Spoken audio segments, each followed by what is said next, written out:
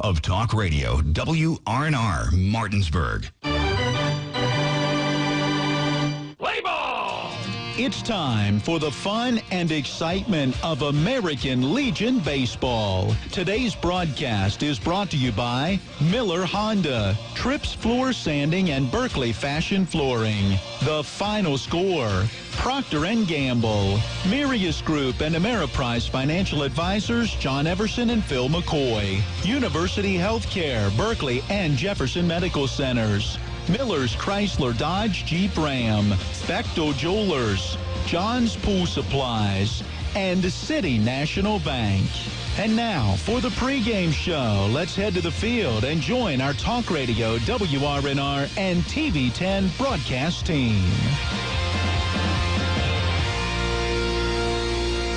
Pleasant good afternoon, everyone, as we welcome you into Eagle Field, home of Hedgesville Eagles High School baseball and a summertime home for Berkeley Post 14. It's American Legion baseball on this Monday evening in lieu of Miller time. Tonight, it's doubleheader action as Berkeley plays host to Fairmont Post 17. Along with Matt Crawford, I'm Matt Miller, our studio engineer, Caleb Falero, as we get ready to bring you all of the play-by-play on Talk Radio WRNR and as well on TV 10. Matt, good to be back together with you again as we check out this American Legion team as Berkeley has gotten off to a good start to the year, 9 wins and 3 losses coming into today. Yeah, Matt, good to be out talking American Legion baseball again, and it's different scenery today. We were at Musselman for the first half of this season, now going to be at Hedgesville for the remainder of the second half of this season. Not sure how many games we'll actually get in here at Hedgesville. Going to try to get in as many as we can here in the second half of this schedule, but it's a nice day for baseball today. Going to get hot the next couple days, so nice to be out here in just the normal summer heat today, and looking forward to this doubleheader against Fairmont. Well, the last time out for Berkeley was Thursday of last week as they were at home out at Musselman for a showdown against Funkstown, a team that 2 days earlier had beaten them over in Maryland by a 10-0 score. Funkstown took an early 2-0 lead. Berkeley got a run to cut it to 2-1. Funkstown took it up to a 4-1 lead. Berkeley got a couple more, cut it down to 4-3, and then it became a 7-3 lead for Funkstown, and that's when Berkeley put it all together as they scored 2 runs in the 5th inning, added 6 more runs, 8 of their 9 scoring in their final 2 at-bats as the 6 runs in that 6th inning proved to be the difference as Berkeley rallied and scored a 9-7 victory, so coming in off of a high note heading into this one here today. Meanwhile, for Fairmont Post at 17, they'll come in with a record at 8 wins and 10 losses on the season, and they were in action yesterday for a doubleheader, and that was at home against Parkersburg, the defending state champions. They dropped both of those decisions, competitive, albeit 6-1 and 9-5. Yeah, and we were looking at both of these teams and looking up on the internet a little bit earlier, and we've talked all year about how young this Berkeley Post 14 team is compared to some of the other Post teams around the entire state and regionally in Funkstown and Winchester and things like that. So looking at this Fairmont team, also a lot of high school kids that have eligibility are just finishing up high school as well. So maybe not necessarily even when you look at the records of these two teams, but age-wise and total experience when it comes to baseball, about equal between these two squads. Well, there you go. That's a look at our matchup as Berkeley Post 14 host Fairmont Post at 17 right now. We send it back to the studio. We take a 90-second break, and when we come back, we'll break down today's starting lineups, and we'll have the opening pitch and all the play-by-play. It's American Legion Baseball on Talk Radio, WRNR, and TV 10. Procter & Gamble brands are trusted in millions of living rooms, kitchens, laundry rooms, and bathrooms. P&G's Tabler Station plant in Martinsburg, West Virginia, is open and hiring. Candidates must be 18 years or older and possess a high school diploma or GED.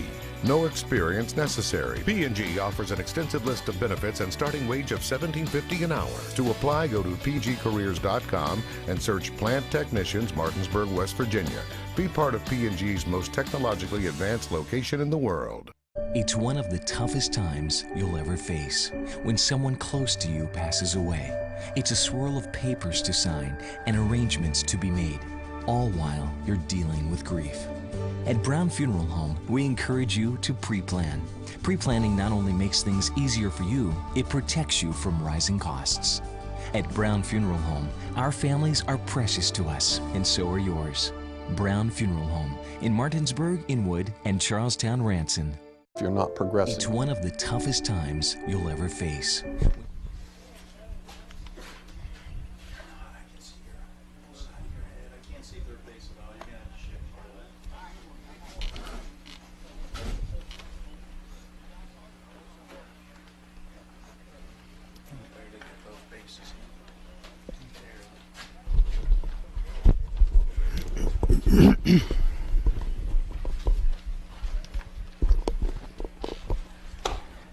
We are back once again here at Eagle Field in Hedgesville. American Legion Baseball. It is Berkeley against Fairmont. Let's take a look at today's starting lineups.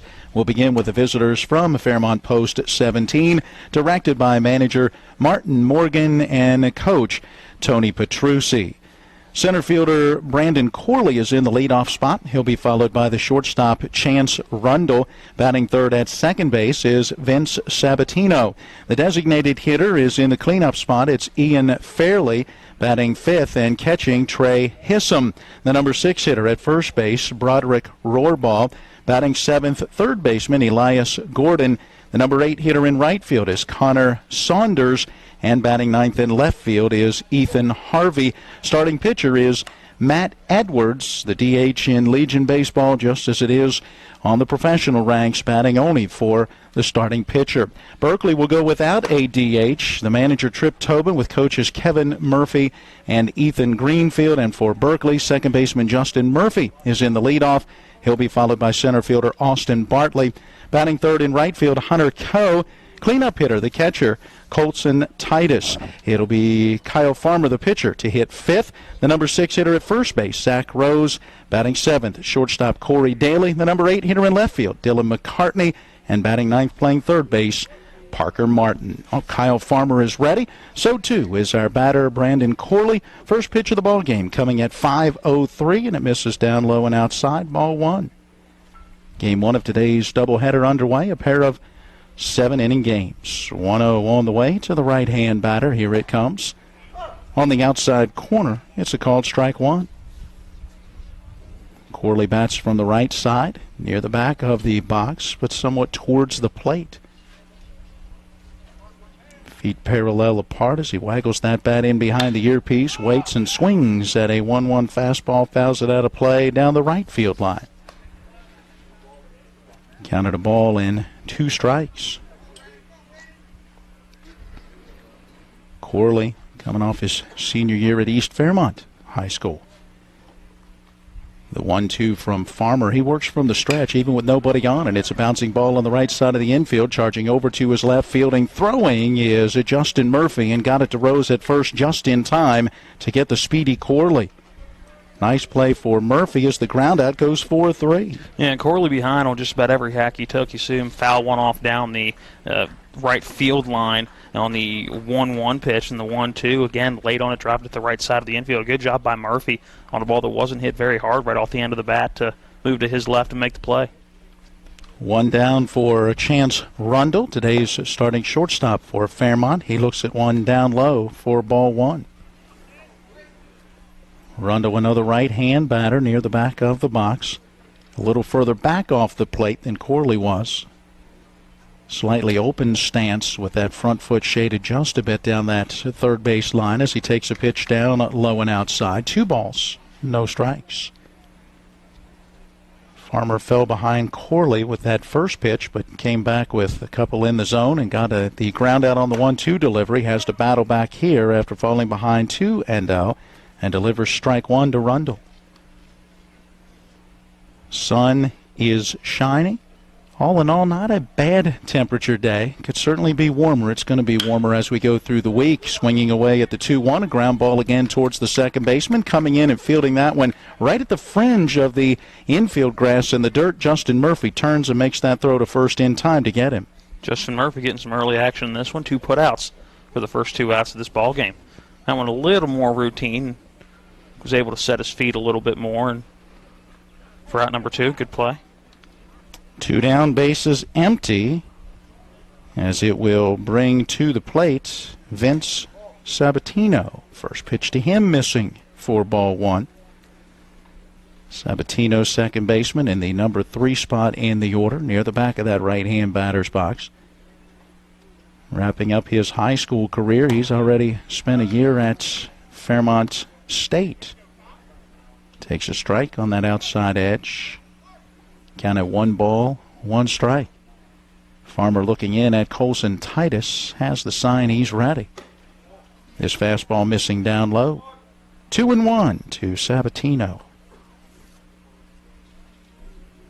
Nobody on, a pair of ground ball outs, both to the second baseman. Farmer ready, and the pitch. Taken for a strike. A little flinch from Sabatino. Looked like he wanted to pull the trigger on that one, but all.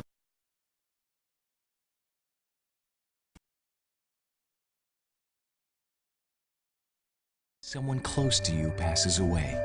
It's a swirl of papers to see. This one, but missed a little bit high, and the count has gone full. It's 3-2. Farmer now playing at Garrett Community College, having wrapped up his high school career at Martinsburg. Comes back with a 3-2, good fastball working away. Sabatino with a swing and a miss, and the strikeout ends the inning. Good job to go again to that outside edge. Got the fastball by him, and Farmer is able to set down Fairmont in order in the top of the first. Heading to the bottom of inning number 1. When we come back, it is Fairmont nothing. Berkeley coming to the plate. If you're not progressing in healthcare, you're falling behind. W Medicine has planted itself here, and they're the first university that I've found who wants to take ownership of this population of Western Maryland, Southern Pennsylvania, Eastern Ohio, and the good people of West Virginia. And it's really refreshing to see. I was able to do things that the patients were going away for, which is good for the patients, and it's good for us because we have more resources. Certainly has helped take us to another level. With 4 new car dealerships and 4 used car dealerships in 3 states, Parsons is the largest used car and fastest growing new car dealer in the tri-state area. Take Parsons Ford with huge savings on hundreds of new Fords, financing from 0%. Parsons' goal of financing for all, and Parsons' famous above market trade-in allowances that help make Parsons #1 for used cars too. See why so many won't buy anywhere but Parsons Ford in Martinsburg. We became #1 by making you #1 first. Parsons. It's Matt Edwards on the hill going through his warm-up tosses. The lefty getting the start for Fairmont Post 17. Fairmont wearing the white baseball pants, the maroon jersey tops, white lettering and trim. They are in the dugout off the third base side. In the dugout off the first base side, the home dugout here at Eagle Field. Berkeley Post 14, the white baseball pants, the blue jersey tops with white sleeves, white lettering and trim. For this Fairmont team, many of their players coming out of Fairmont Senior High School, as you would expect. East Fairmont High School, the 2 high schools there in Fairmont. Got a couple from the private school, Notre Dame Catholic School there in the Clarksburg area, and as well a couple from North Marion High School, not too far away. I believe it's Farmington or Farmingdale. I never get it quite right. Farmington, I believe it is. I'll go with you on that one. Justin Murphy, second baseman, leadoff hitter for Berkeley, stepping into the right-hand batter's box. Bottom of the first, getting underway. No score as Fairmont went in order in the top of the inning. First pitch in this bottom of the first, a letter high, strike 1. Seen Murphy move up the ladder in this batting order throughout the summer. A guy that started in the 7, 8, 9 role and has really hit the ball well this summer so far and has earned his way into that leadoff spot. Off-speed pitch, popped up foul territory. First base side, ranging over the first baseman, reaches out and makes the play. Broderick Rohrbaugh on the warning track, knew that fence was coming, slowed down, got the glove out, and made the basket catch. Yeah, it looked like right before he made that catch, he completely came to a stop thinking the fence was right there. I didn't think he was going to be able to get to that baseball. I thought it was going to be a case where he just let it drop. But a great play over at first base by Rohrbaugh. 1 down, nobody on for Austin Bartley. Bartley, another right-hand batter, will take this pitch just a bit up. Bartley out of Martinsburg. Play various outfield positions for you. You can play some on the infield as well. One of those versatile players that you got to have, especially on this Summer League team. 1-1 strike as that pitch finds the outside corner. Edwards doing a nice job working that outside edge, very similar to Farmer in the top of the inning. Curveball snaps down in there for a called strike. Edwards has very good movement on that pitch. We saw that earlier in that pitch against Murphy when he popped him up. Ready to go. Here's the delivery. Fastball outside, 2-2. What do you notice about the delivery for Edwards? Reminds you a little bit of Scherzer in that he really gets the glove and the hands way back behind the head. Swinging at the 2-2. Bartley's out in front, lines it foul down the third base line. And then that arm, the left-hand pitching arm, really goes way back, and he comes over the top almost like a catapult. He can get some speed on it. He's got a pretty good fastball, but as we've talked about, has mixed that curveball in there very nicely. Austin Bartley at the plate. We just talked about Justin Murphy working his way up the batting order. You can say the same for Bartley. Both hitting very, very well this summer. 2-2 pitch off that outside corner as the count goes full, 3-2. One of the reasons those guys have worked their way up the order is right here, not chasing bad pitches. 3-ball, 2-strike delivery on the way, popped up foul territory, first base side, and it will go out of play. Good at bat for Bartley so far on the number 2 spot. Getting ready to see pitch number 8. Taking his time, Edwards kicks a little dirt around on that front slope of the mound. Bartley readjusts the batting gloves. We're ready to go, and the pitch misses outside, ball 4. Good eye by Bartley, an 8-pitch at bat in which he draws a 1-out base on balls. Berkeley has a runner for Hunter Coe. This Berkeley team still without some weapons. Of course, during the course of the week, they're not going to have Chase DeLauder, the Hedgesville standout, already registered and working out down at James Madison University, available through weekend games, but back down at the school with workouts that the team is having down there. Here's a pitch that misses up and away. Ball 1 to Hunter Coe. Brady Weaver, who would normally be in there catching and or, could take that role of DH, very big bat in the lineup. He is out of town with family. Here comes that next pitch, a fastball high and outside, 2 balls and no strikes. And we found out earlier from Trip Tobin that Ethan Wilson, the Musselman standout, who has been in that DH role, as well as played some various positions in the field. 2-0 on the way. Instead, it's a throw over to first, and going back in standing goes Bartley. Ethan Wilson apparently headed today to basic training as he is joining the 167th Airlift Wing. So they're going to miss him for the rest of the summer. 2-ball, no strike delivery. Up and away, 3-0, the count now to Coe. It's a lovely part of summer baseball, isn't it? Trying to put together a roster day in and day out. Well, as I went down to get the lineup, Trip Tobin was looking out in the outfield at his players throwing and loosening down the right field line and even having to holler out, "Hey, Joe, what number are you in?" Okay, just to make sure that he got everything correctly on the lineup card. Coe takes, and the 3-0 pitch misses up, and that is ball 4, and it's back-to-back base on balls, and Berkeley has something going with 1 out and runners at first and second.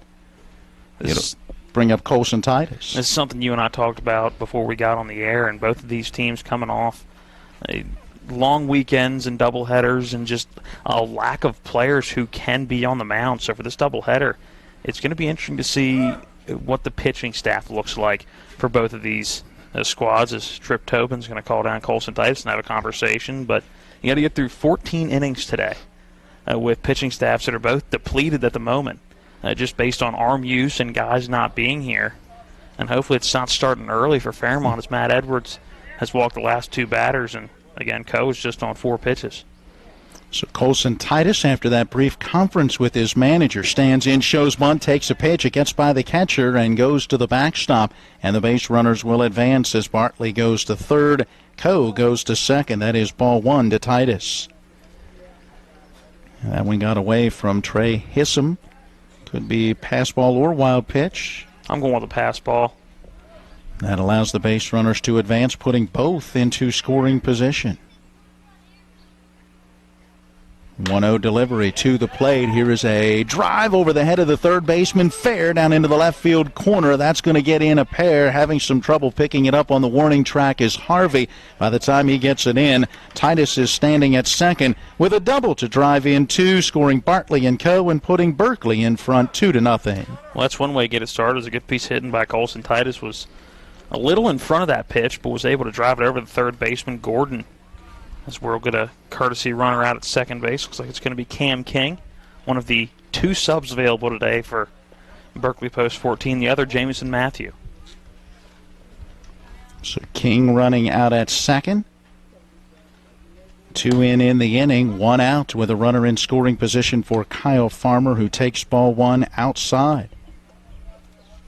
Well, Titus is in that cleanup spot for a reason. He's been putting the bat on the ball, putting it in play, making things happen.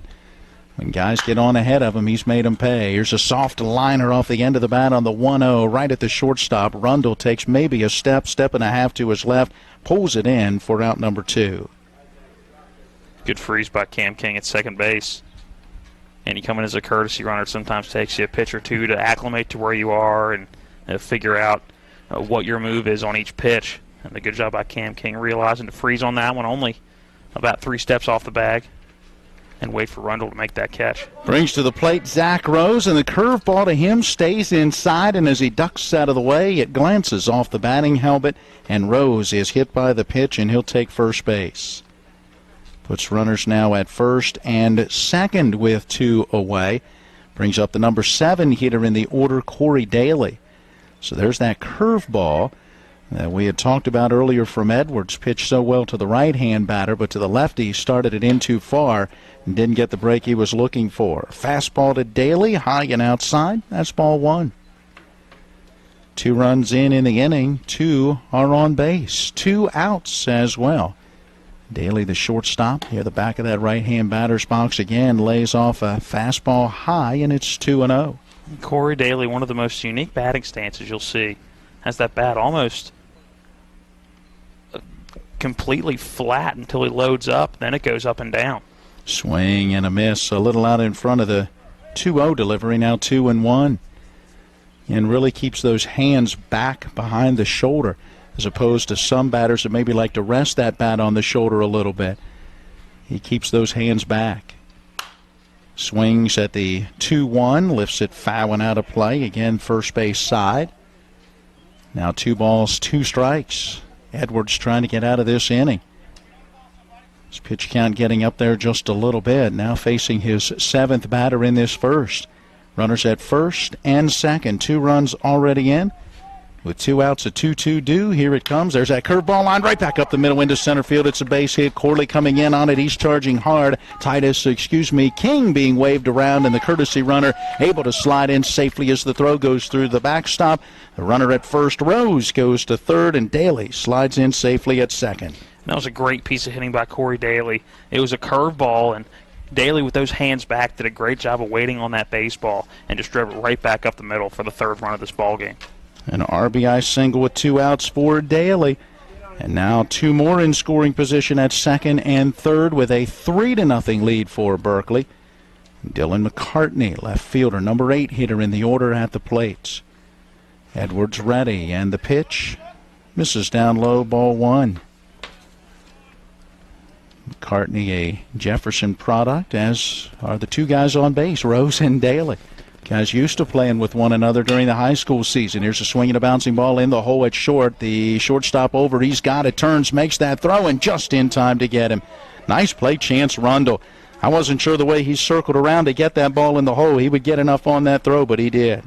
It was a great play by Rundle and saved another run from coming across. And a bang-bang play at first. The field umpire standing right in front of second base, so it doesn't necessarily have the best view on that, but I think that could have gone either way. But overall, good. The bottom of the first inning for Berkeley. Yeah, 3 runs on 2 hits, a couple of walks, a hit batter in there as well. And as we head to inning number 2, your score is Berkeley 3 and Fairmont 0. Welcome to La Bella Vita, named for my Grandma Vita. Our mountaintop getaway honors her legacy while complementing the home's spectacular views. This recently renovated property boasts a breathtaking landscape of Deep Creek Lake while providing great open interior spaces for a sensational vacation. You'll immediately notice the great room allows for entertaining, dining, and relaxing after long days on the lake or skiing on the slopes of Wisp. Your family and friends will enjoy relaxing in all the open spaces. The home features 6 bedrooms, including 4 that are private suites. And each of the 4 levels of this home feature amazing visibility as far as the eye can see. Like our family, we hope you enjoy making memories here on the mountain. We love sharing the spacious, warm, and inviting home that overlooks the lake. Cheers to the beautiful life, La Bella Vita.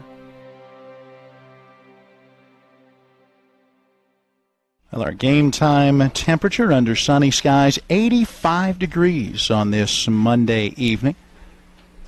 Game 1 of a scheduled doubleheader. Fairmont Post at 17 against Berkeley Post 14 in American Legion Baseball. Ian Fairley, designated hitter in the number 4 spot, cleanup spot in the order, getting it started in the Fairmont second inning, trailing 3-0. First pitch from Kyle Farmer, low and outside, ball 1. There's a 1-2-3 inning for Farmer in the top of the first. A couple of ground outs to Justin Murphy at second, then finished with a great fastball for out number 3 on a 3-2 pitch. Delivers that fastball on the outside corner for a strike to Fairley, very similar to the pitch he got Sabatino on to end that first inning. We had 14 pitches, 8 were for strikes for Farmer in that first. Off-speed pitch, missed down low, 2 balls and a strike. Could verbally hear our plate umpire giving the indication that pitch missed low. Had the plate, but just below the knees. 2-1 pitch. Here it comes. It is hit on a line, down the left field line, and it is going to be foul. That one taking a short hop up against the fence, but about 10 to 12 feet foul down the left field line. Gave it a ride, but just a tad bit out in front. Dimensions here right around 295 to 300 feet down both lines. That one short hopped up against the fence and caromed back in towards the infield just a little bit, where it was scooped up by McCartney. So now we're ready with that next pitch. On the outside corner, that 2-2 taken for a called strike 3. So far, Kyle Farmer has consistently lived on that outer third. Hasn't varied too much. And it's paid off for him so far, 4 up, 4 down. Yeah, got to like what you're seeing out of him early on in this one, hitting his spots, pitching well. So Trey Hissam, catcher and number 5 hitter, to the plate. Swings at the first pitch, fouls it straight back into the backstop. That was just to the right of our broadcast position. Counted no balls and 1 strike. Broderick Rohrbaugh due next. It's the 4, 5, and 6 hitters here in this second inning for Fairmont. The 0-1 pitch, swing and a miss, had him out in front, and now 0-2. Good mix again by Farmer, who working from the stretch is ready to go. Titus sets up on that outside edge, and that pitch is down and inside. Bounces off the ground, then off the mid of Titus up against the backstop. It's 1 ball and 2 strikes out of the on-deck circle. Rohrbaugh comes over to pick it up. Gets it back into play. Counted a ball and 2 strikes as Farmer goes back to work facing Hissam. It's Hissam. Wide open stance in that right-hand batter's box. He pops this pitch up, and it will get back out of play. Colson Titus, the catcher, ranging over towards the backstop off that third base side behind home plate, but not a lot of foul territory here. That one quickly got out of play. Now the 1 ball, 2 strike pitch is due. Here it comes, and it gets fouled out of play again, so Hissam has fouled off a couple. Staying alive at the plate, ready for the 6th pitch of the at-bat as the count holds at 1 ball and 2 strikes. Berkeley Post manager Trip Tobin looking through the fence and trying to track those foul balls. Got to run those baseballs down. Off-speed pitch hit on a line into left field. Ranging over to his right. Coming in, Dylan McCartney makes the catch on the run for out number 2. Hissam hit it hard, put a nice charge into it, a solid line drive. But McCartney got a very good read on it, ranging in and to his right, made that head-high grab. 2 outs in the inning, nobody on as it brings up Broderick Rohrbaugh. First baseman in the number 6 spot in the order. Swings at the first pitch and fouls it to the backstop for strike one.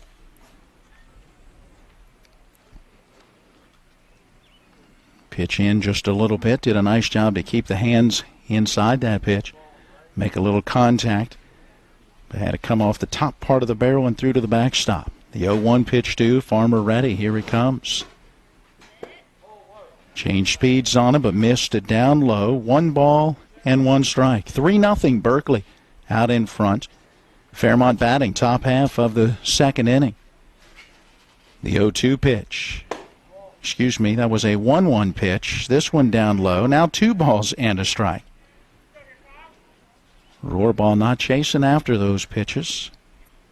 Showing a good eye, and now awaiting that 2-1 delivery from Farmer. Here it comes. And again, misses down low. 3 balls, 1 strike. Second time he's gone to a 3-ball count. He went to a full count against Sabatino and struck him out to end the first. Has to battle back here. The 3-1 delivery, and it's a line drive again into left field, but right at McCartney, and Dylan McCartney pulls it in, and the side is retired. A strikeout and a pair of lineouts, both to left field for a second straight inning. Fairmont has gone in order. We're through 1.5 with the score remaining. Berkeley 3 and Fairmont nothing. What's our issue? 533? So the sound's okay, but the picture's... And we have no... Ron Hawker here. You have no idea what Johnny's goes through to bring you the best seafood around. We have snow crab clusters, shrimp, crab meat, fish, all the best seafood you want at Johnny's. It's a tough job out here, but our customers are worth it. Johnny's with 2 great locations, 1456 Winchester Avenue, Martinsburg, and Route 11 south in Chambersburg. When will I be able to retire? How do I make the most of the money I have? How do I leave a lasting legacy to my loved ones? I'm Philip McCoy, financial advisor with the Mirius Group, a private wealth advisory practice of Ameriprise Financial Services Incorporated. Call us today at 304-263-4343 to help you make the... We're moving to the bottom half of inning number 2 here at Eagle Field, home of Hedgesville High School baseball.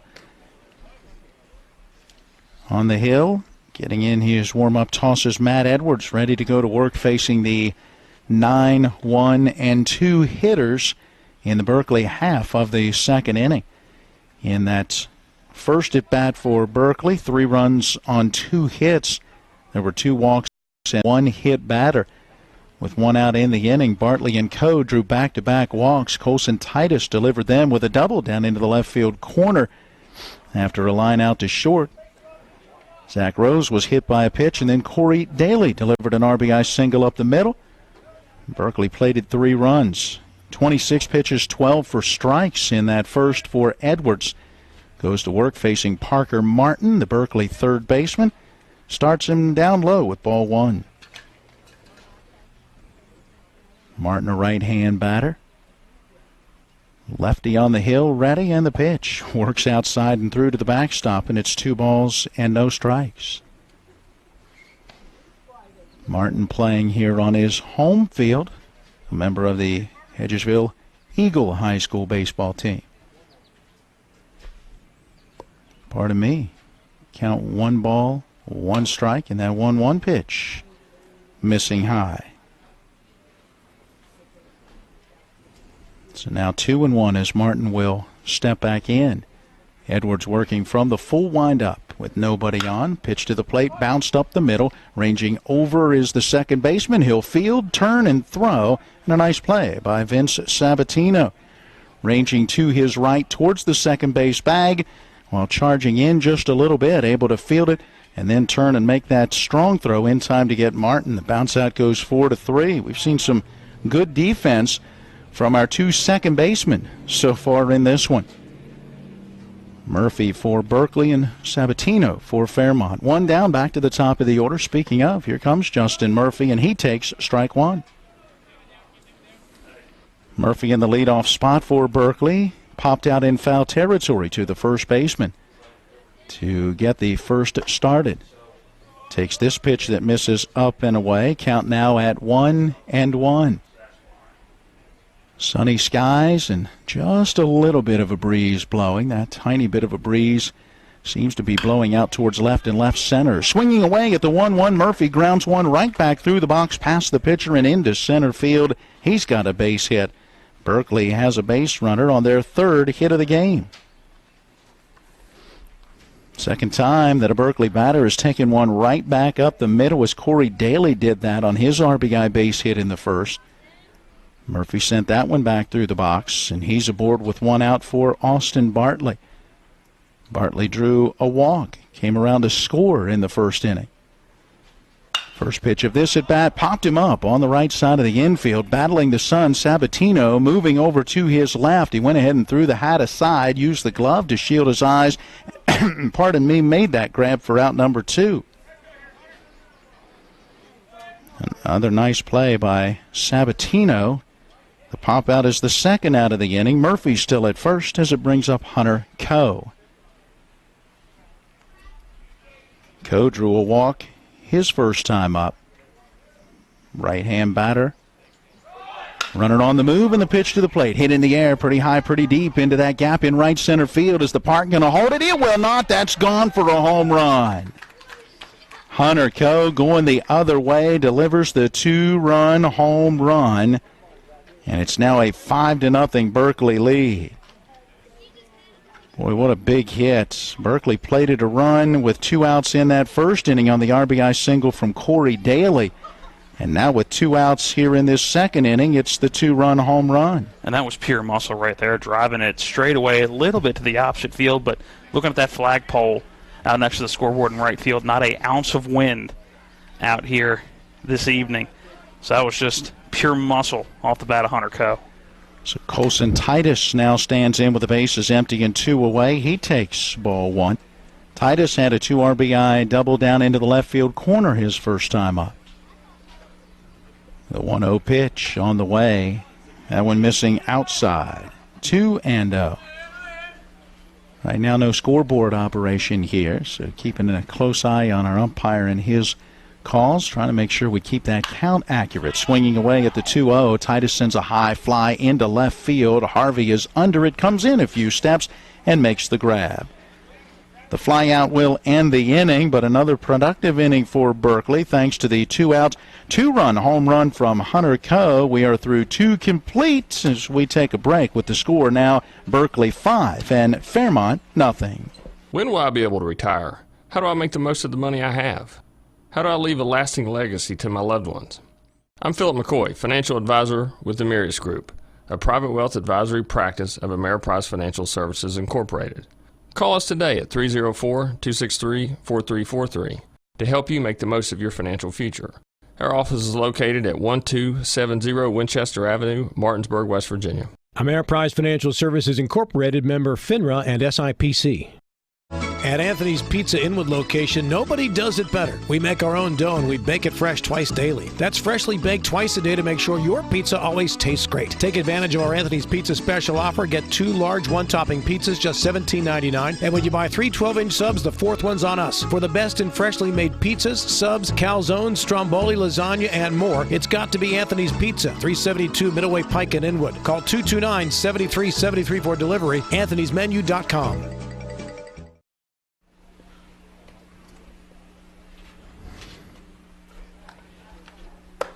Here we go to the top half of inning number 3. Matt Miller, Matt Crawford with you. Caleb Valero, our engineer, back at the studio. Very strong on the mound has been Kyle Farmer. 30 pitches, 18 for strikes. No runs, no hits, no walks, 2 strikeouts through the first 2 Fairmont at-bats. The offense equally as strong.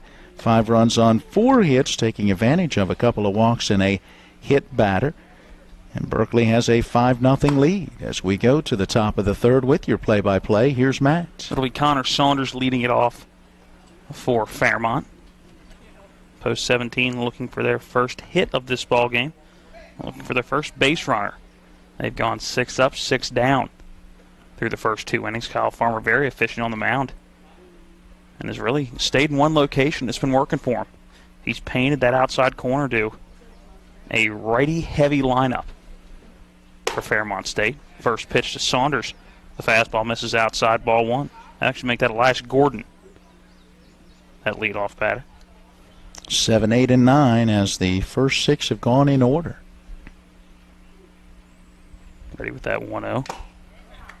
Swing and a foul tip at the plate, but held onto by Colson Titus. Count now even 1-1. The hair flowing out of the back of the helmet of Gordon as he takes that 1-1 just below the knees for ball 2. Now the count 2-1 to the number 7 batter, the starting third baseman. And Gordon out of Notre Dame High School, wrapped up his senior year. Swing and a miss on the 2-1, count now even. 2 balls, 2 strikes. And Farmer just continues to dominate that outside part of the plate. Infield playing normal depth. Corey Daly back on that outfield grass just a bit, actually. Here comes that 2-2, and it's driven to Corey Daly. The dive by the shortstop. It gets into left field for a leadoff single here in the top of inning number 3, the first base runner of this game for Fairmont. Yeah, got a little too much of the plate with that pitch, and a nice job by Gordon as he turned on it and drilled it sharply. Daly made a nice diving attempt, but really didn't have a chance to get to that one as it was by him, just as he was making that dive. And brings up Connor Saunders, the right fielder, as he awaits to step in the batter's box. Our home plate umpire clearing off home plate. And now Saunders will step in and wait to see his first pitch. Gordon, a relatively average lead over there at first base. Here comes that first pitch from Farmer, a swing and a miss. And Saunders now behind the count 0-1. Behind on that pitch as well. That fastball a little up. Farmer able to put it right past him. Gordon stands in awaiting that 0-1. That one's low. Titus pops up quickly as if he was going to try to throw behind the runner, back down at first. Holds on to it. Count even 1 ball, 1 strike. Zach Rose with the sunglasses on there at first base. Swing and a miss on a ball that was well above the zone, helping out Kyle Farmer's Connor Saunders on that one. The count now 1-2. Saunders going up the ladder. Yep, another high fastball, and I would imagine that's exactly where Farmer goes with this pitch. Another rung up the ladder. Let's see. Here comes that 1-2 pitch. That one low and away in the dirt, bouncing right in front of Colson Titus as he deflects it. A good job keeping it in front of him. Count even 2 balls, 2 strikes, so not quite that same location. Actually, the exact opposite location. Went from high to low and away, but good try. Yeah, not climbing the ladder with that one. He knocked the ladder down. And he was trying to burn some worms on that one. Ready with that 2-2 from Farmer. This one driven in the exact same spot and in for back-to-back singles. Right in between third base and short. And back-to-back singles lead off the top of inning number 3 for Fairmont. Well, and back-to-back singles on 2 strike pitches. Once again, Farmer leaving that one out over top of the plate a little bit too much, and a nice job by Saunders, who had been behind on a couple of fastballs, to catch up with that one. So now 2 runners on, no outs. So 7-8 doing their job. Let's see if Ethan Harvey, that number 9 spot, can come through. He takes strike 1 on the fastball right down the middle. No indication that he would try to lay down a bunt. I wondered if that may be the strategy here to advance those base runners and turn that lineup over. Harvey stands here at the back of that batter's box. Waits at 0-1. A little bit of a check swing. He's able to hold up as that one missed high and outside, ball 1. A good hard fastball, but as you mentioned, high and away. He's been working that outside corner, but not finding it there with that pitch. Count even at 1-1. A Farmer out of the stretch. Strike called on the outside corner. Check throw back down to first base. Back in safe is Saunders. And you can tell that Rose and Titus worked together during the high school season because Rose is not holding the runner on, so he's got to retreat back over to field that throw. Here comes that 1-2 pitch. Check swing at the plate. And strike 3 called at the plate. It was a little bit of a delayed call. As Harvey held up his swing. I believe that was strike 3 called on the pitch for the first out, and a big first out for Kyle Farmer here in the top of the third. He has now struck out one batter in each of the 3 at-bats for Fairmont. That's a big one there. The order will reset back to the top of the order. Ball in the dirt. Runners both on the move and thrown out at third. Moving on the pitch that was low is Gordon, and that'll be out number 2.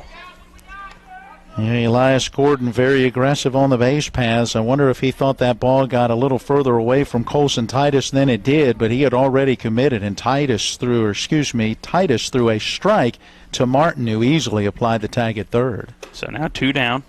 Second pitch to Corley, missed high and inside. Count now 2 balls, no strikes. That first pitch missed the strike zone. And a great play by Colson Titus. Ready with that 2-0 to the stretch. Here's Farmer. And that one misses low and in the dirt, getting briefly away from Colson Titus, actually dropping right where Titus was in his stance. Colson popped up expecting that one to get behind him. It was right where he was crouched down in his catcher stance. Count now 3-0. Runner will stay put. It's Saunders at second. Ready with that 3-0. There's the old automatic, the fastball right down the middle for strike 1. Well, Farmer hasn't walked a batter yet. As we mentioned earlier, has gone to the 3-ball count a couple of times. Saunders with his lead off second. Here comes that 3-1 to the plate. A swing and a miss. Strike 2 to Corley. Helped him out there. That pitch was down low, swung right over top of it. Yeah, that front foot moving just a little bit. Maybe trying to pull that one down the line. Trying to get Fairmont their first run of this ball game. Count now full. Here comes that payoff pitch. This one fouled right at the plate. And we'll do the 3-2 again. And Farmer's left a couple of 2-strike pitches out over the plate. See if he can find that location to get the out here. Corley going to make him work. 7th pitch of the at-bat coming. Corley, a ground-out victim, his first at-bat. Here comes that 3-2 pitch. A swing and a miss on a ball in the dirt. It's going to get out in front of the plate. Titus out in front will toss down to first to Zach Rose. So it'll be a strikeout and a 2-3 in the scorebook. So back-to-back singles to lead off this inning, but nothing going to come across for Fairmont. We'll go to the bottom of the third. When we come back, it's Berkeley 5, Fairmont nothing. The road to the TBT WVU Alumni Tour is coming to Hedgesville High School Saturday, July 13th at 7 p.m. Tickets are on sale now for just $20 at jflowent.com. That's jflowent.com. Don't miss out on this exciting night of basketball with some incredible WVU alumni like John Flowers, Joe Alexander, Nate Adrian, and Deshaun Butler. Saturday, July 13th at 7 p.m. at Hedgesville High School. The road to the TBT WVU Alumni Tour comes to town. We only make home loans, so we better be good at it. And we are. It's that simple. With our focus solely on mortgage lending, you can come to us with peace of mind knowing that your mortgage loan is in good hands. As one of the nation's largest private lenders, our focus is on helping you get into your new home.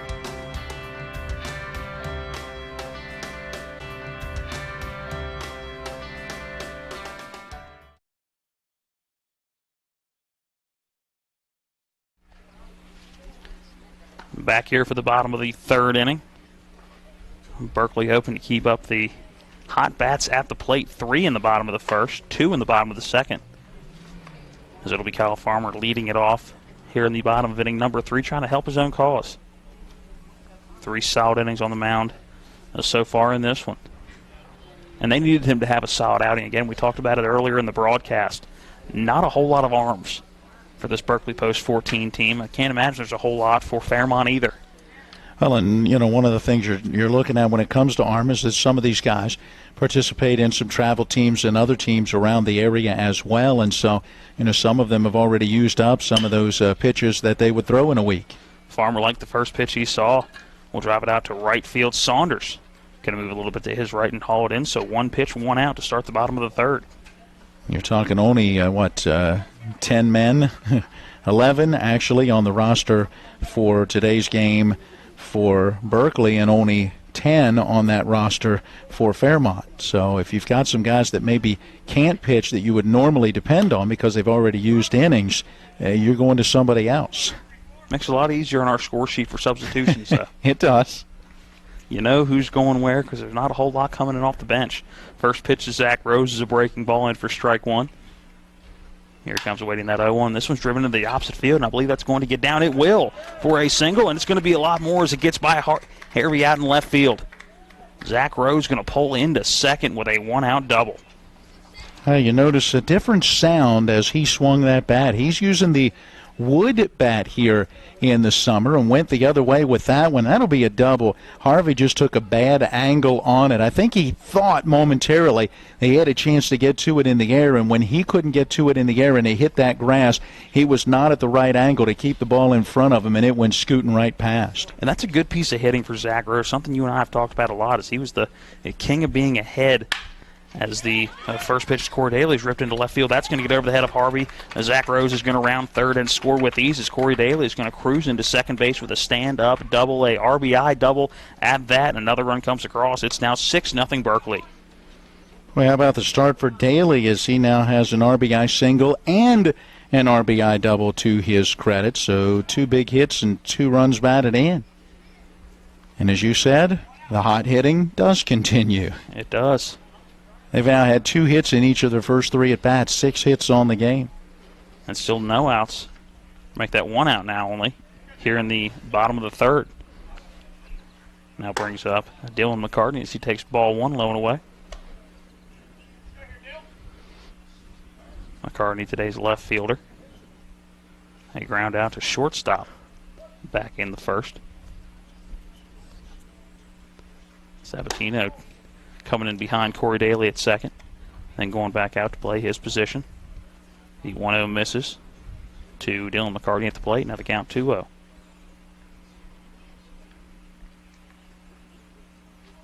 Here comes that 2-0 to McCartney. That one does catch the outside corner for strike one. Good piece of pitching on the mound by Edwards, and a good one for McCartney to lead. Not a whole lot you can do with that one, even if you do make contact. Great location by Edwards. Ready with that 2-1. That one misses high and outside. 3-1. Yeah, tried to go back out there again with that one, but did not hit his spot. First base is open. Not that you really want to put him on with 1 out, a run in, and a runner at second. 3-1 the count to Dylan McCartney as he will foul off that 3-1 pitch out of play, getting over top of our broadcast position. Now the count runs full, 3-2. Nice pitch. Inner part of the plate, got in on the hands of McCartney. All he could really do was fight that one off. Corey Daly getting his lead off second. McCartney awaiting that 3-2. Here it is. That one misses high and outside. Ball 4. So the third walk of the game allowed by Matt Edwards. And now we'll have a mound visit. Well, and the other 2 walks really hurt because both of those runs scored as part of that 3-run first inning. And that is Martin Morgan, the manager, out to try to settle things down a little bit for Matt Edwards. And this Berkeley team has come out swinging the hot bats. 3 extra base hits, make it 4 extra base hits as they've had 3 doubles and a home run. The other 2 hits have both been singles. Had a couple of walks, a hit batter, and, well, now 1 more, make it 3 walks and a hit batter. And this Berkeley team has been able to put 6 runs on the board with an early 6-0 lead. Number 9 batter in the order, Parker Martin, stands in. Ground ball out to second base, his first at-bat. It takes ball 1 high and outside. And you like the production all up and down the order. Talking the 6 and 7 hitters. Have got 3 of those hits. The number 8 hitter with a walk, and now your number 9 hitter up. That 1-0 misses virtually the same location. We've seen the ball miss there in back-to-back batters. Saw a couple miss to Dylan McCartney in that same location. Just not a great release point right now for Matt Edwards. Here comes that 2-0. That one misses well outside. Ball 3. Matt Edwards just struggling to find the strike zone. And part of that is, I think, the way that he's been hit, so he's trying to be very fine with his pitches, doesn't want to leave him out over the plate the way this Berkeley team is swinging. Check back to second base, Corey Daly. He'll take a few steps back. Not a big lead, as he chuckles a little bit standing at second base because he's had leads much bigger than that. Ready with that 3-0 again. Parker Martin stands in. Takes strike one. That one a fastball, no doubt about it. Sabatino, second baseman, continues to play up the middle where he can at least try to keep Daly close at that second base bag. Here comes the 3-1 pitch to Parker Martin. That one also high and outside. Ball four, back-to-back walks issued. And the bases are now loaded as Justin Murphy will step back into the top of the order. Daly now at third with McCartney at second. Martin aboard at first. Still just one out in the inning. Chance for this Berkeley team to do a lot of damage. And on a day when we're talking about pitching being important, not a lot of guys maybe that are going to be available to you, you're playing a pair of 7-inning doubleheaders. If you can get an opportunity to get this lead out to double figures and maybe get a mercy rule shortened game in game one, you'd like to do it. McCartney grounds one to the left side. Rundle up with it. He will throw to third and get Dylan McCartney by a step. One run will come in to score, however. Make it 2 in this inning. Now 7-0 the lead for Berkeley Post 14. Good heads-up play by Chance Rundle to get it over to Gordon at third base and get one out of that, because not sure he was going to be able to turn that over to first. No, he took the only out that he had a chance to get, even though a run comes home to score. First pitch to Austin Bartley. He lifts that into shallow center field. 4 guys coming in on. It's going to be Connor Saunders moving in from right field to retire Austin Bartley. 2 runs do come across the score in the inning. It's now 7-0 the lead for Berkeley over Fairmont. We'll be back with the top of the fourth next. This is American Legion Baseball on Talk Radio, WRNR, and TV 10.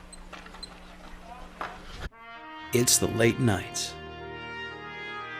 It's the early mornings. It's working in the sunshine and rain and snow. It's the dedication, the care, the hours of training that led to the winner's circle.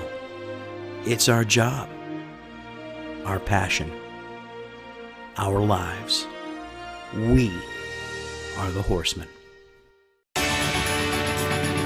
The National Maritime Center primary mission is to credential all U.S. mariners. We have approximately 250 employees here in Martinsburg, West Virginia. Most people aren't aware of the quality of life here in Berkeley County. We have a lot of employees that are from the area. We obviously have folks that have to do tours here, and it's kind of a little bit of a hidden secret of how nice the quality of life is here.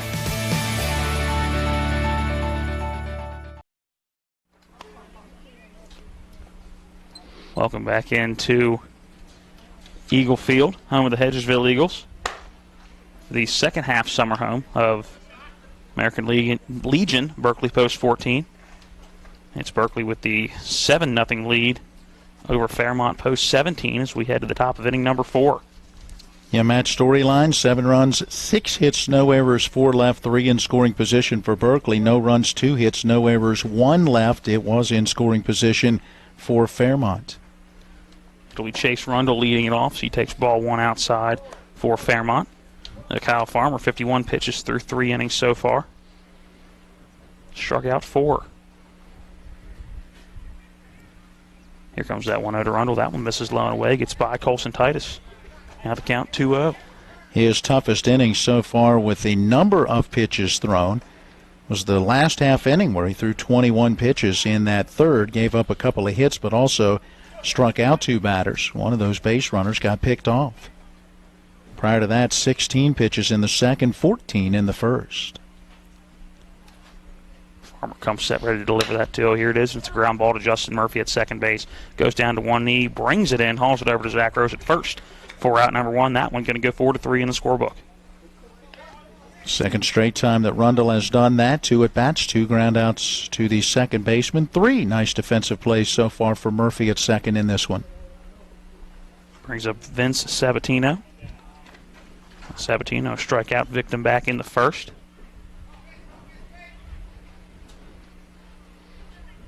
somewhat open stance, about a half a step back as he takes strike one.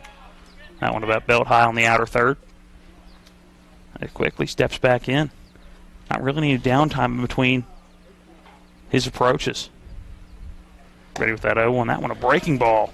It cuts inside at the last moment. That'll get the inner third for strike two, and I don't think Sabatino liked that call, shaking his head just a bit after that one broke in. Great pitch by Kyle Farmer. Ready with that 0-2 to Sabatino. That one a ball that misses just low and away. 1-2. Yeah, try to go back to that outside edge. Good place to put it. Close enough you might get the batter to chase. He didn't, and now you go back to work. Here comes that 1-2. That one fouled off right at the plate, getting back to the backstop. And Sabatino lives to see another pitch. We'll do that 1-2 all over again. Yeah, Farmer came back with that breaking pitch. Very similar to the one where he got the called strike two earlier. That time Sabatino waiting back on it, fouled it off. Ready with that 1-2 again. That one misses about neck high. Count now even. 2-2. Had a little bit of a question on the count at home plate. It is 2-2. Now Sabatino steps back in. This one chopped high to the shortstop, Corey Daly. Waits on a bounce, and he will go over to first. It's going to go in on a bounce to Zach Rose. It'll get by Rose. A good backup by Colson Titus getting down the line, and is safe at first. Will be Vince Sabatino. I'm not sure that's a throw that Corey Daly even needs to make across that diamond. That was a very high chopper right off the bat, and by the time Daly was able to come down with it, I'm not really sure there was going to be a play at first base. No, that's an infield base hit all the way. The old Baltimore chop, is that what they call it? Down into the dirt, and as high as that one went. And Daly was almost like a punt returner, kind of waiting on that one to come down to him. Brings up Ian Fairley. That one missed low for ball one. Fairley, a really open stance as he takes ball two high and outside. Apologize for some video issues if you're watching on TV10 or the TV10, the WRNR TV YouTube page. Believe we got those all straightened out. Strike one on the outside corner to Ian Fairley. If we only knew exactly how that happened. Equipment is a wonderful thing when it works properly. And then just fixes itself out of nowhere without you doing anything. But it broke itself, too, because we set it up the exact same way we always do. With that 2-1, that's a ball to Corey Daly. Flips to second base. Murphy up with it. Backhanded throw. Will pull Zach Rose off the bag, and safe at first is Ian Fairley. Would have been a very tough play for Justin Murphy to make, and was leaning forward, coming off the bag at second base. Would have had to have been a perfect throw. Not a bad throw. And a good job by Zach Rose coming off the bag. Make sure he kept it in front of him. Yeah, very difficult throw for Murphy because he's coming across that bag almost like in a straight line towards the third base bag, and he's got to twist that body around and still get enough on that throw. Very difficult to try to turn that double play. Make that two down as the ball lifted into right field. Moving in on it is Hunter Coe, and Trey Hassam will be retired before the third out of the inning. One single in the inning. It was from Vince Sabatino, an infield single, but nothing else doing for Fairmont. We'll go to the bottom of the fourth when we come back. It's Berkeley leading Fairmont 7-0. Procter & Gamble brands are trusted in millions of living rooms, kitchens, laundry rooms, and bathrooms. P&G's Tabler Station plant in Martinsburg, West Virginia, is open and hiring. Candidates must be 18 years or older and possess a high school diploma or GED. No experience necessary. P&G offers an extensive list of benefits and starting wage of $17.50 an hour. To apply, go to pgcareers.com and search Plant Technicians, Martinsburg, West Virginia. Be part of P&G's most technologically advanced location in the world. When you're hurting, we're here. When things are confusing, we're here. When you need answers, we're here. Brown Funeral Home. We've been caring for families like yours for generations, since 1880. Whether you want to plan ahead or you need us now. Our families are precious to us, and so are yours. Brown Funeral Home in Martinsburg, Inwood, and Charlestown, Ranson. We're here when you need us. Welcome back in. This is American Legion Baseball. Brought to you by WRNR and TV10. 7-0. Berkeley ahead of Fairmont in the game scheduled to go 7. Game 1 of a doubleheader. We're in the bottom of inning number 4. And if Berkeley could scrape 3 more runs across, they'd only have 3 more to get and have game 1 be a shortened game. Wouldn't be that out of character for them. So far in this one, 3 in the bottom of the first, 2 in the bottom of the second, 2 also in the bottom of the third. So 3 definitely not out of the question. No, and you look at double-digit games. They had a 10-6 win against Kingwood, part of a doubleheader back in their season opener. 23 runs on the board in a 23-5 victory over Winchester. Scored 9 in a win over Sykesville, 9 in a win over St. Mary's, 12 in a victory against, Moorfield in that one, 9 against Funkstown last Thursday. So they've shown they can put some runs on the board. It'll be Hunter Coe leading it off for post 14. Coe a 2-run home run. His last time up has scored twice today, also walked back in the first. It takes ball 1 as that bounced in. Only came about 58 feet for ball 1. Why did it bounce in there? It was the breaking pitch. He was not going to give him a fastball on this first pitch of the at-bat after that 2-run home run in the last at-bat for Coe. Here comes that one. That one a fastball, but well off the plate. Almost 3/4 of the way through that left-handed batter's box. Yeah, you want to chase ball it? 2. Go get it. Yeah. You want to chase that one? You've earned it. Here comes that 2-0. That one low and away, ball 3. And you think Edwards is pitching around Coe a little bit here? He's being cautious, yes. I would say, is the way the approach is. And that means he's probably not going to give him anything to hit now that the count's gone 3-0. And there's the 3-0 pitch high and outside for ball 4. So Hunter Coe will walk on 4 pitches for the second time today. Yeah. He's seen 9 pitches. 8 balls. 8 balls. And the first pitch he saw in his second at-bat in the second, he drove into right center field for a 2-run home run. That brings up Colson Titus as Titus lifts one into shallow right field. And that's going to drop in for a bloop single into no man's land, a Bermuda triangle, if you will, in right field. And now 2 runners on. Yeah, you could tell from our vantage point as that one came off the bat, there was little to no hope that first baseman Rohrball or second baseman Sabatino was going to get to it. And Saunders having to come in from medium range right field was not going to get there. That was pretty clear was going to drop in. Brings up Kyle Farmer. Farmer hoping to help his own cause. Runner in scoring position as he takes ball 1 outside. Also a bit high. Farmer's due. He has been laboring just a little bit at the plate. He's making contact. He just can't seem to find a hole, as evidenced by a soft line out to short and a line drive kind of out towards right his last time up. Here comes that 1-0. That one a strike taken on the inside third. Got now even 1 ball, 1 strike.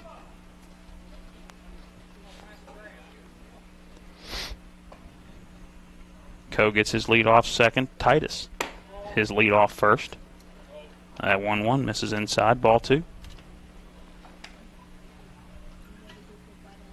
Five walks and a hit batter so far for Edwards. Zach Rose stands on deck. Hit by pitch and a double so far in this one. Here comes that 2-1 pitch. This one driven into deep left field. Going back on it is Harvey, and he will let that one bounce off the fence, rounding third, and coming home is Hunter Coe. Moving up to third base and holding will be Colson Titus, and cruising into second base with a double, and RBI double at that is Kyle Farmer.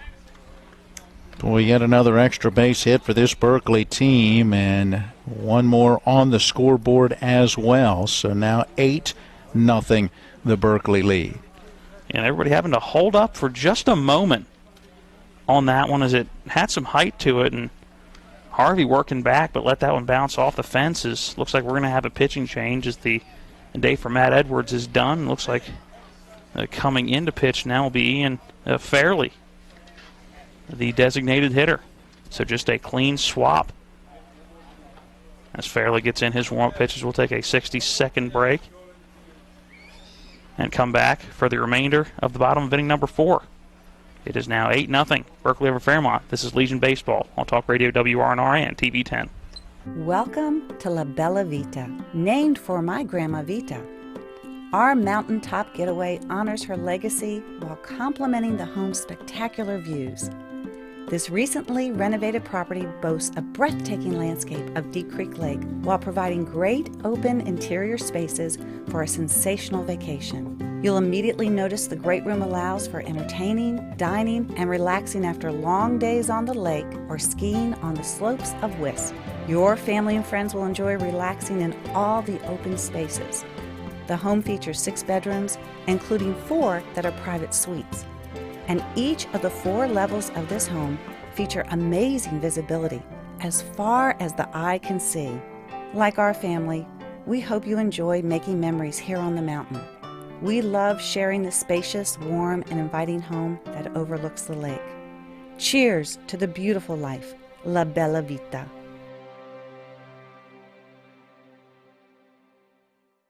Ian Fairley getting in his warm-up pitches. A couple more left to go. For starter Matt Edwards, he went 3+, 8 hits. So far, 8 runs are his responsibility. But still 2 runners on. That would be his responsibility, both in scoring position right now. Colson Titus is at third, and Kyle Farmer is at second. And no strikeouts for Edwards. Walked 5. Also plunked a batter. And that'll be the batter set to come up when play resumes. The big lefty swinging the wooden bat right now with the donut, Zach Rose.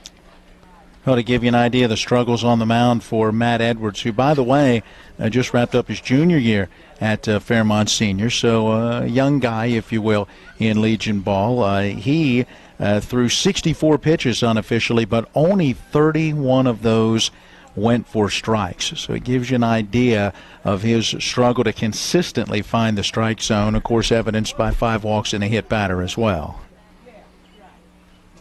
See if Ian Fairley can have better luck on the mound so far. The 2 runners on, so he'll pick back to second, and that one will get into center field, and coming in to score with ease will be Colson Titus. Moving up to third is... It's like Jamison Matthews serving as a runner. I had to do a quick glance. That must have been a substitution during the break we took. Neither one of us noticed. So Jameson Matthew moving up to third base. The runner for Kyle Farmer. Oh, and that'll be a clear error on the pitcher as Fairley turned and just did not make a good throw out to second as it bounced in the dirt and skipped into center field. And the first pitch to Zach Rose. That one a strike on the outside corner.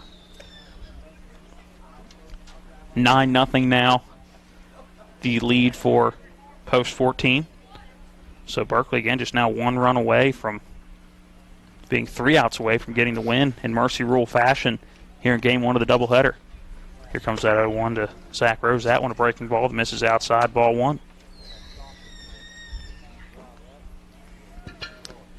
Fairly a young man that went to Fairmont Senior. He just wrapped up his first year at WVU, not playing baseball at WVU, but there to continue his education. That 1-1 to Rose, a good strike on the outside corner. Again, not much the lefty can do with that one. Rose did a very good job his last time up on that double, driving into the opposite field, something that I'm sure he's been working on this offseason so far. 1-2 the count to the first baseman. Here comes that 1-2 to Rose. This one pulled down the first base line. Gets off the heel of the first baseman, Warball, and that's going to score a run. Jameson Matthew coming in from third on the ground out to first by Zach Rose. 10-0 now, the Berkeley Post 14 lead over Fairmont. And Rose will get the run batted in as he's able to score that runner from third on that ground ball to the first baseman. So a nice job to pull it, get it on that right side of the infield, and give Matthew a chance to cross the plate. Now brings up Corey Daly. He takes ball 1 as that one bounced in. A missing low. Missed just in front of the plate, and you can now close the book on Matt Edwards. All 10 runs so far are going to go on his tally. Swing and a miss is Corey Daly just a bit ahead on an off-speed pitch. Count now 1-1. Big swing at that pitch. Hardy cut. Yeah. Bottom of inning number 4 here at Eagle Park. Here comes that 1-1. A good breaking ball in for strike 2. That one about belt high on the inside third. Daly buckled out of the way just a little bit. Yeah, I think he realized it. Yeah, he knew where that one was going to end. Yes. Ready with that 1-2 as Daly fouls one off right at home plate. It's going to skip off the shin guard of the catcher, Trey Hissam. And I believe our home plate umpire as well. I think it nicked off him. Yeah, I do as well. No harm, no foul to anybody. We'll step back in, ready for the 1-2 again. Easy for you to say. Oh, no, but he seemed to be. Labored around too much down there. Here comes that 1-2 as Daly's going to lift one down the right field line into foul territory, going back onto this roar ball, and he will not be able to get to it as it's going to bounce on the warning track about 120 feet down the line. Yeah, tough play for the first baseman moving back like that, virtually looking almost right up over top of his head and or over top of his right shoulder. Had a lot of ground to try to cover to get to that one. Same thing, though, for Sabatino out at second. He is so far shaded up the middle, he had no chance to get to that one. The sixth pitch of this at-bat. We'll do this 1-2 again. Ready with it. Here's Fairley. That one misses high and inside, ball two. Count now even, 2 balls, 2 strikes. Corey Daly so far on this one, an RBI single in the first. He would get to he would get to second on the throw. And then a true double RBI back in the third. As that 2-2 misses just inside, but not by much. Count now runs full 3-2. And Daly's showing a good eye. Yeah. A little too close with 2 strikes, I think. I think Trip Tobin will tell you the same thing. But the count now full. Here comes that payoff pitch. A breaky ball low inside, ball 4. And what a great at-bat by Corey Daly. Yeah, 8 pitches in the at-bat, ultimately draws the base on balls. And give Fairley some credit. He wasn't going to give in to the hitter. He tried to come back with that breaking pitch, but that one started a little too far inside and never caught the corner of the plate. Now brings up Dylan McCartney, the left fielder. And looks down the line, gets his instruction from skipper Trip Tobin. Looks like Coach Tobin just saying go for it. Not really a sign, more just a quick little gesture to home plate. As McCartney now steps in and drives one into center field. Moving in on it quickly is Corlin. He will let it bounce in front of him. So in with a 1-out single is Dylan McCartney. Moving up to second on that one is Corey Daly. And Brandon Corley moving in. But I don't think he wanted to dive out for that one in case it were to get by. Decided to play it safe and let it get to him on the 1 bounce. It came charging extremely hard. It's relatively short distance-wise to the fence in center here at Eagle Field from home plate. They've got the high fence out there, but what it means is that center fielder tends to play a little deep and then has to charge in hard on that one and just couldn't get to it. And that brings up Parker Martin. Martin steps in, walked back in the third. He's now got 2 runners on, 1 out here in the bottom of the 4th. Strike to Parker Martin. And that one let her high inside part of the plate. After that first pitch missed high, so 1 ball, 1 strike. Daly getting a decent lead off second. Swing and a miss at a hearty cut of the ball. Well below the knees by Parker Martin. Helping out fairly on that one. A good pitch, though. You start it in a position where, that batter thinks it's going to be right there, and then it kind of went down and away from him. Fairly ready with it. Here comes that 1-2 to Parker Martin. That one low and inside, ball 2. Yeah, nice eye. Very similar pitch. This one, though, on the inside part of the plate as opposed to going towards that outside part of the plate where that prior pitch was when he swung right over the top of it. Count now even, 2 balls, 2 strikes, 1 out, 2 runners on. And now the count's full. As the 2-2 missed just above the letters. 3 balls, 2 strikes, 1 out. We'll see if the runners will be on the move. It's a guarantee with 2 outs. You see a lot of skippers do it with a 1 out as well.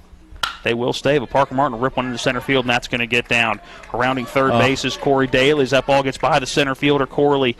1 run's going to score, 2 runs going to score easily. Moving up to third is Parker Martin, and he will slide in safe. The ball gets by the third baseman, but hits off the fence of the dugout down the third base line belonging to Fairmont. But the damage done is 2 will come across to score. 12-0 now the lead for Berkeley over Fairmont. So a 2 RBI, and that'll have to go down as a triple, as that ball on the last hop kind of skipped and then away from Corley, who was moving to his left to try to go get it. And on that last bounce, it just took a bad hop. He never even got a glove on it as it went past him and all the way to the fence. It's one of the unique little quirks by playing outfield is it doesn't hit the glove. You can almost give it however far the ball goes. Oh. And that ball high inside and going to get the helmet of Justin Murphy. And he is not too happy about that one, as he didn't just toss the bat aside. He tossed it all the way back into the dugout. Well, and that one hit hard enough. It knocked the batting helmet right off his head as he turned to try to get out of the way of that one. He is okay. He marches down to first base with the bat in hand and gets down there and puts that batting helmet right back on. As you said, he pitched the bat into the dugout completely from the home plate area and then carried the batting helmet with him down to first. He seems to be okay and is going to stay in. So he's at first putting runners at the corners. I think he's okay injury-wise. I think he may be a little fired up about getting hit in the head. Yeah. So runners at the corners. Austin Bartley now stands in. Probably a little more cautiously than he did before that last pitch. Runner going down to second, into second with ease will be Justin Murphy on the stolen base. Yeah, you say with ease, but there was the throw down from Hissam, so he needed to be cautious as he did go in standing and was able to get there before any attempted tag, and now we've got a conference on the mound again. This one seems a little more direct towards the pitcher, Fairley. Yeah, Matt Edwards struggled to start this game, and Fairley hasn't done too much better so far. And you got to wonder what the second game's going to look like, because, again, this is a Fairmont team that's just coming off a doubleheader yesterday. And you got to imagine that, you know, both of these managers have in mind who they want to start in that second game. So it's someone that you're definitely not going to see in this one. The question is, how deep do you have to go in your pitching in this one? Because, you know, that guy that starts the second may not be able to go a complete game. Austin Bartley's going to lift one into center field on the second pitch. He sees moving over onto this Brandon Corley, and he will haul it in, tagging from third and coming in easily is Parker Martin. Staying at second will be Justin Murphy, but a sacrifice fly RBI for Austin Bartley. A nice piece of hitting, did his job, got it out of the infield and gave Martin a chance to come home as the runs continue. 5 now in the inning. 6 I was going to say that's in the sixth. inning. Parker Martin is the 6th of this inning. Ouch. So 13 on the board now for Berkeley and a 13-0 lead. You can scratch out the 5 and make it a 4 in the scorebook, as we've now batted all the way around. Hunter Coe back up. He got this inning started with a walk. Would come around to score the first of 6 in this inning. He's got a runner in scoring position. First pitch to Coe bounces and gets off the glove of Hissam, and it's going to get all the way to the dugout down the first base line. So jogging over to third base is Justin Murphy. Well, they haven't thrown Coe but one strike, and he deposited that one out over the fence in right center for a 2-run home run back in the second. Otherwise, he's walked on 4 pitches in the first and in the fourth earlier. So will they give in and give him something to swing at? That one a strike. Looked like it was well off the plate, but just catching the edge apparently. And you got to think with a doubleheader today, that strike zone may be getting just a tad bigger in a game like this. Not saying that for sure. Ready with that 1-0, a check swing at the plate, and it's going to be a called strike 2 at the plate. Hunter Coe able to check his swing, but it was a called strike 2. 2 down here in the bottom of inning number 4. 6 have come across. 13-0 is the lead. The breaking ball in for strike 3, and Hunter Coe is going to go down on strikes. So the fourth pitch of the at-bat, it's a strike 3 looking to Hunter Coe, with the damage done in this inning. 6 come across to score. 13-0 is the lead for Berkeley over Fairmont in Game 1 of the doubleheader. And with 3 outs in the top of the 5th, Game 1 could end shortly in a mercy rule fashion. We'll have the 5th inning coming up next. This is American Legion Baseball on Talk Radio WRNR and TV 10.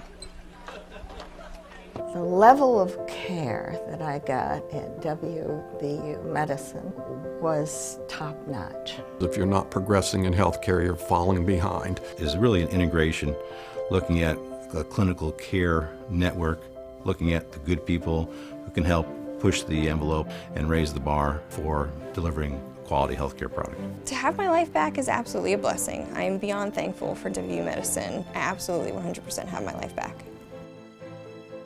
With 4 new car dealerships and 4 used car dealerships in 3 states, Parsons is the largest used car and fastest growing new car dealer in the tri-state area. Take Parsons Ford with huge savings on hundreds of new Fords, financing from 0%. Parsons' goal of financing for all, and Parsons' famous above-market trade-in allowances that help make Parsons #1 for used cars too. See why so many won't buy anywhere but Parsons Ford in Martinsburg. We became #1 by making you #1 first. Parsons.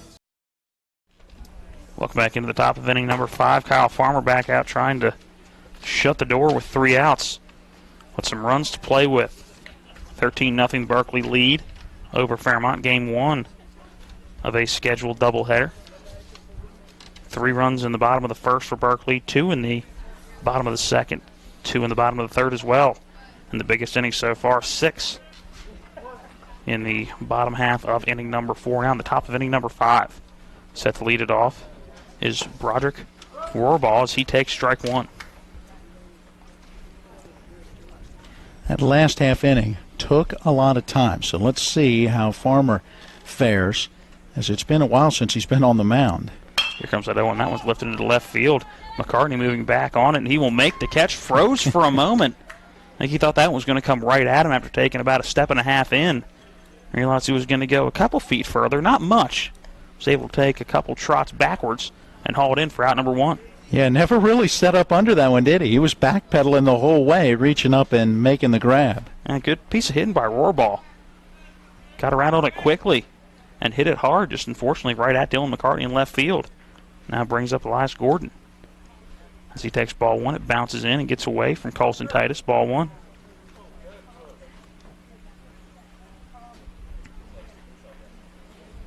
Ball being thrown around the infield a little bit. Farmer will now come back and toe the pitching rubber. One of those pitchers that even with nobody on will pitch out of the stretch.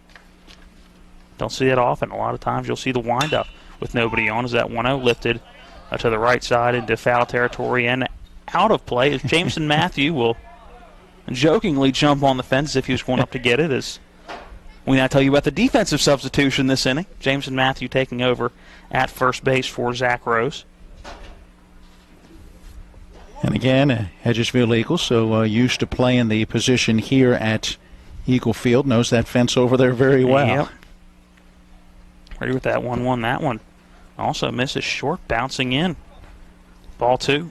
You see pitchers nowadays pitching sometimes more from the stretch than they do from the windup because of the mechanics. It's less that can go wrong in the midst of your motion as you work your way towards the plate.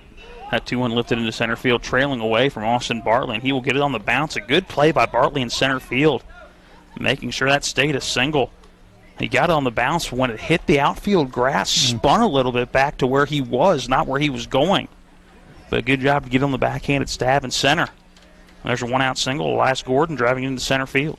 Yeah, he's 2 for 2 today. Couple of hits, and look at the number 7 and 8 spots in the order. They're 3 for 3 as Saunders steps in with a single already to his credit.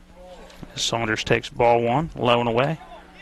And Gordon and Saunders, almost identical hits back in the second inning. Make that the third inning, going in between third and short. A swing and a miss on the ball off the plate just a bit. Count now even 1-1. The team has 4 hits, and 3 of them coming out of the 7 and 8 spots in the order. The other hit, the infield hit for Sabatino in the number 3 spot in the last half inning in the 4th. Here comes that 1-1 and a foul ball right at the plate and nicks off the glove of Colson Titus. It'll force Gordon to stay put, retreat back to the bag. Home plate umpire will dust off home plate before we see the 1-2. Saunders steps back in. The Farmer ready out of the stretch. Here comes that 1-2, a breaking ball that is swung on and fouled out of play over top of the press box where we are located, and we'll do that 1-2 all over again. We'll give Saunders some credit. That was a tough pitch, but he was able to at least get the bat down on it and foul it off to see another pitch. A short lead over at first by Gordon. Here comes that 1-2 again. That's a strike 3 called at the plate. Saunders going to go down on strikes. Now the 5th strikeout on the day for Kyle Farmer.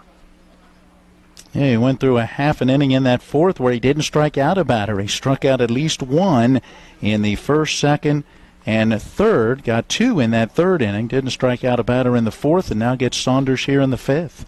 Brings up Ethan Harvey and a swing and a miss on the first pitch he sees for strike 1. And Berkeley just 1 out away now from ending this one early. Again, don't go anywhere. We'll have another game coming up. Not sure how long the break will be in between these games. It was a scheduled 5 and 7. As Ethan Harvey swings through the 0-1 pitch, now behind on the count 0-2 as he chased that one up the ladder. It was a scheduled 5 and 7. So, looks like we're going to be relatively on time for both of those games. Almost unheard of in a doubleheader. Here comes that 0-2. That one misses low, and moving to second base on that pitch is Elias Gordon. A no throw by Colson Titus. Is not sure whether he was going to throw or not. Nobody coming over to cover the bag. Corey Daly and Justin Murphy playing their positions. That usually helps you make your decision when you go to throw and nobody's there. Ready with that 1-2 and a strike 3 called at the knees. So back-to-back strikeouts for Kyle Farmer. He finishes with 6 on the day, and that is going to wrap up game 1 of this doubleheader. 13-0. Berkeley gets the win over Fairmont. We're going to take a break, and when we come back, we'll wrap up game 1 and get you ready for game 2. We'll see how long the break is. Guessing it probably won't be long. Looks like 6:50 will be the start, so we'll probably just roll from one right into the other. The postgame coming up next. Again, your final here in a Mercy Rule shortened game. Berkeley 13, Fairmont nothing. Back with the postgame next. Welcome to La Bella Vita, named for my Grandma Vita. Our mountaintop getaway honors her legacy while complementing the home's spectacular views. This recently renovated property boasts a breathtaking landscape of Deep Creek Lake while providing great open interior spaces for a sensational vacation. You'll immediately notice the great room allows for entertaining, dining, and relaxing after long days on the lake or skiing on the slopes of Wisp. Your family and friends will enjoy relaxing in all the open spaces. The home features 6 bedrooms, including 4 that are private suites. And each of the 4 levels of this home feature amazing visibility as far as the eye can see. Like our family, we hope you enjoy making memories here on the mountain. We love sharing the spacious, warm, and inviting home that overlooks the lake. Cheers to the beautiful life, La Bella Vita.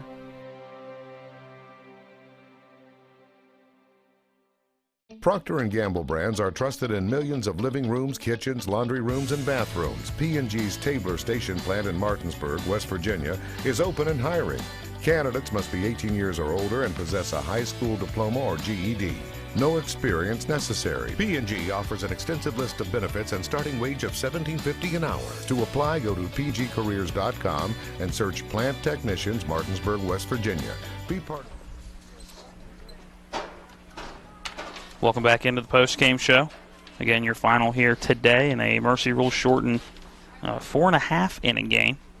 It was Berkeley 13, Fairmont nothing. Again, game 1 of the doubleheader. Game 2 scheduled to start at 6:50. So we may be able to get in a 5-minute break, but maybe not even looking like that. We'll keep you tuned in. Again, stay tuned. 6:50, the first pitch for game 2. So you're going to start about 10 minutes ahead of schedule. Let's get it started with our scoring recap. And You only got to look at the bottom line in your score sheet because for Fairmont it was a bunch of goose eggs. 3 in the bottom of the first for Berkeley, that coming on 2 hits.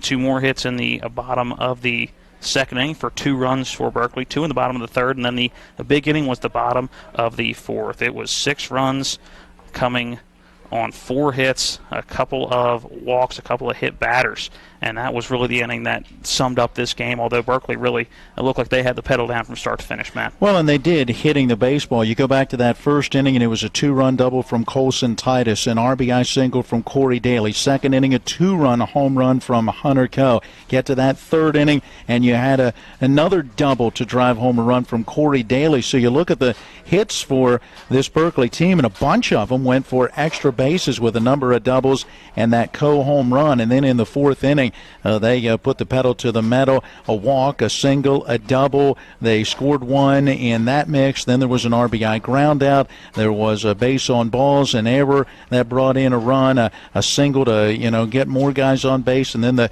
2 RBI triple from Parker Martin. So there's another one of those extra base hits, a sacrifice fly from Austin Bartley. They did everything they needed to do to score runs in this game.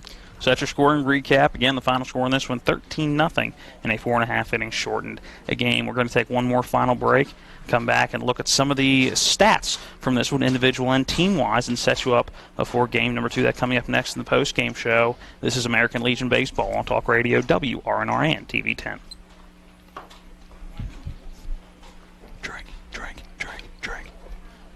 Procter & Gamble brands are trusted in millions of living rooms, kitchens, laundry rooms, and bathrooms. P&G's Tabler Station plant in Martinsburg, West Virginia, is open and hiring.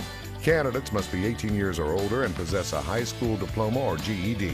No experience necessary. P&G offers an extensive list of benefits and starting wage of $17.50 an hour. To apply, go to pgcareers.com and search Plant Technicians, Martinsburg, West Virginia. Be part of P&G's most technologically advanced location in the world. When you're hurting, we're here. When things are confusing, we're here. When you need answers, we're here.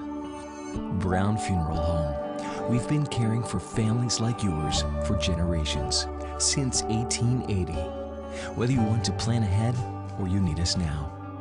Our families are precious to us, and so are yours. Brown Funeral Home in Martinsburg, Inwood, and Charlestown Ranson. We're here when you need us. With 4 new car dealerships and 4 used car dealerships in 3 states, Parsons is the largest used car and fastest growing new car dealer in the tri-state area. Take Parsons Ford with huge savings on hundreds of new Fords, financing from 0%. Parsons' goal of financing for all, and Parsons' famous above-market trade-in allowances that help make Parsons #1 for used cars too. See why so many won't buy anywhere but Parsons Ford in Martinsburg. We became #1 by making batter and walked a batter as well. For Berkeley Post 14, Kyle Farmer went the distance of 5 innings, no runs on 4 hits, struck out 6, and walked a pair as well. Let's take a look at the batting totals again for Fairmont. It was really a story of the 7, 8, 9. 3 of the 4 hits coming from 7 and 8. Elias Gordon and Connor Saunders. 2 hits for Gordon.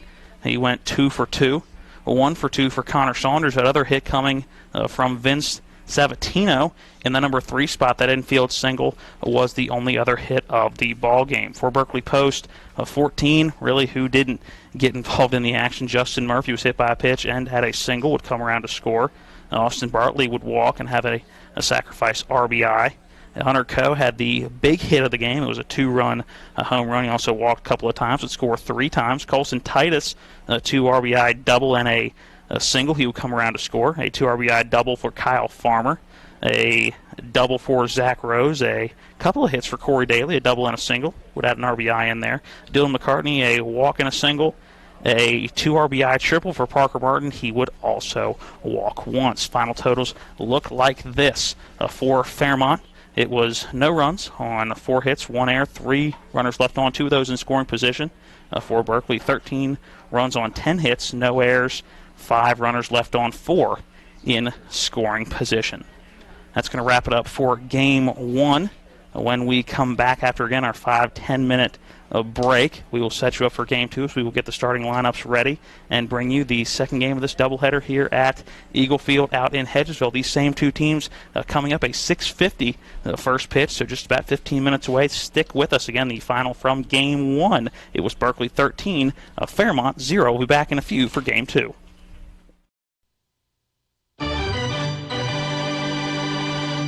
And that wraps up today's coverage of American Legion Baseball, brought to you by City National Bank, John's Pool Supplies, Bechtel Jewelers, Miller's Chrysler Dodge Jeep Ram, University Healthcare, Berkeley and Jefferson Medical Centers, the Mirius Group and Ameriprise Financial Advisors John Everson and Phil McCoy, Procter & Gamble, The Final Score, Trips Floor Sanding and Berkeley Fashion Flooring, and Miller Honda. For the continued excitement of Major League Baseball, Little League All-Star action, high school baseball, and American Legion Baseball, keep it tuned to Talk Radio WRNR and TV 10. All rights reserved.